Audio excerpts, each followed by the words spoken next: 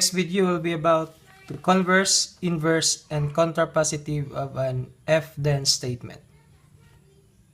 So the conditional statement is in the form FP then Q, or F hypothesis then conclusion. Now for the converse, we're going to have the reverse, if Q then P, or if the conclusion then hypothesis. Then inverse, if not P then not Q, and contrapositive, if not Q then not P. So let's have examples here. Number 1, citizens of Hilongos Leyte are cute.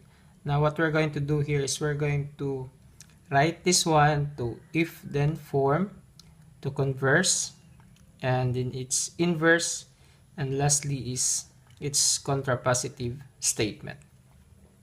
Now if we're going to have this one using the if then form, we can have citizens of Hilongos Leyte are cute, so we can have this one as if you are a citizen of Hilongos Leyte,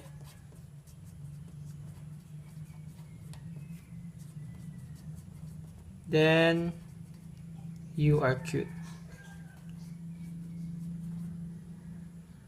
So this is the if then form of the given statement. Now for the converse, converse is if Q then P. So we're going to have the reverse. So we're going to have this one, if Q. So we're going to have if you are cute, then the hypothesis, then you are a citizen of Hilongos Leyte. So this is the converse statement. Now for the inverse, if not P, so we're just put not on the hypothesis, then not Q. We're going to put also not on the conclusion.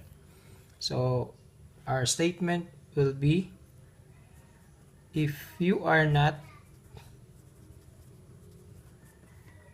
a citizen of Hilongos Leyte,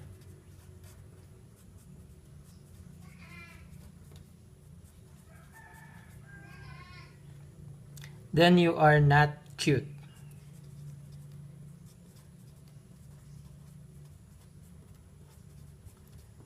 So again, I just put not both on the hypothesis and the conclusion.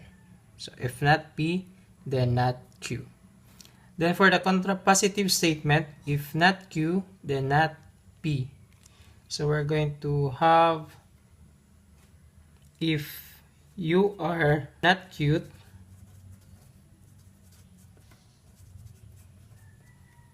then you are not a citizen of Hilongos Leyte.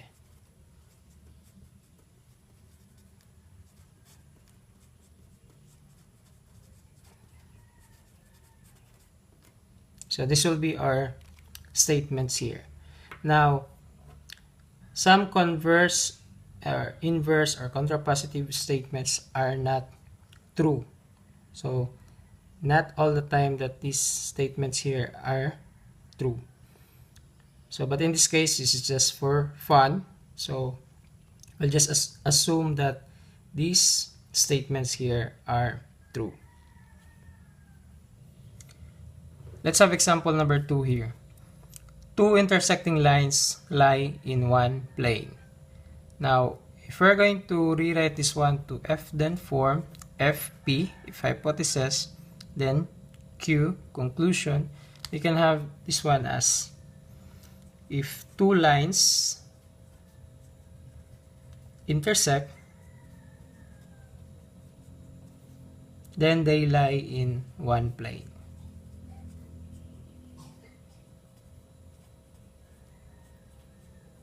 So this will be the if then form of the given statement. Now if we're going to have the converse, if Q, then P, we can have this one as, this one will be the first statement and this one will be the second statement. So we're going to have, if we're talking here of two lines, so if two lines lie in one plane,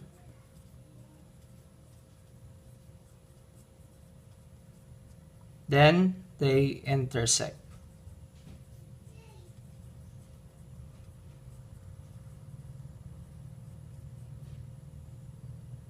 So if two lines lie in one plane, then they intersect.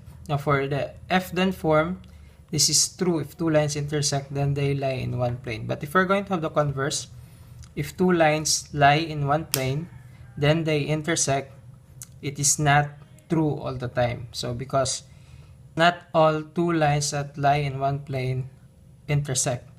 You can have lines there that are parallel. Now for the inverse, if not P, then not Q, we're going to base the inverse statement in the F then form.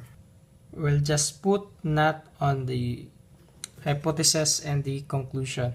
So if we're going to have the inverse for this one, if two lines, this one intersect, do not intersect,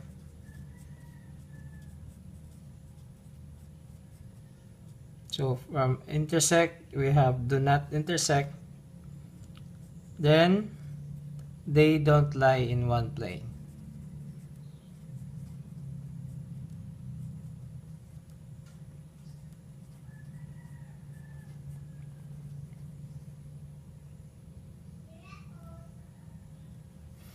And this statement here is not always true. It's because some lines that do not intersect lie in one plane.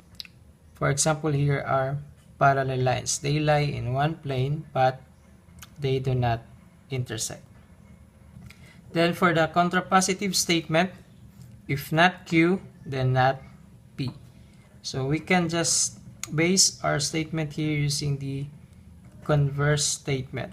So in the converse statement, just put not or don't depending on the given statement.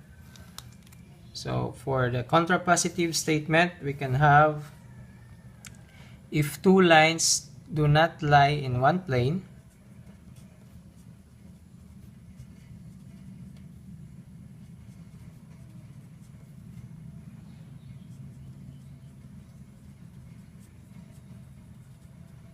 then they don't intersect.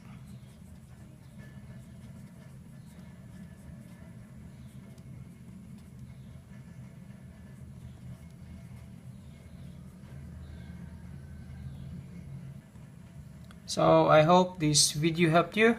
If you have questions about this topic, please comment down below and see you next time.